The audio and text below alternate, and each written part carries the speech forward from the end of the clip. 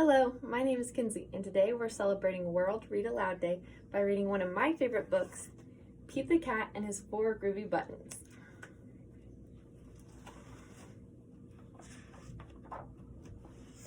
Pete the Cat and His 4 Groovy Buttons by Eric Litwin and James Dean. Pete the Cat put on his favorite shirt with 4 big, colorful, round, groovy buttons. He loved his buttons so much, he sang this song. My buttons, my 4 groovy buttons. My buttons, my 4 groovy buttons. Pop! Oh no! One of the buttons popped off and rolled away. How many buttons are left? 3. 4 minus 1 equals 3. Did Pete cry?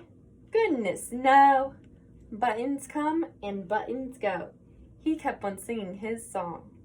My buttons, my 3 groovy buttons. My buttons, my 3 groovy buttons.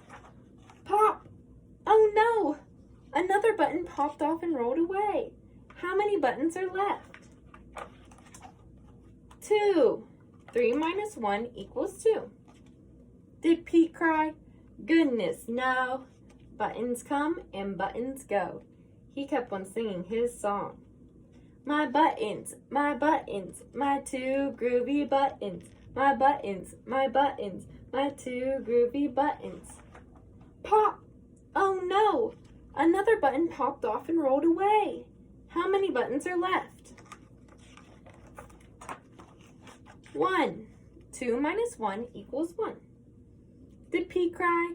Goodness, no. Buttons come and buttons go.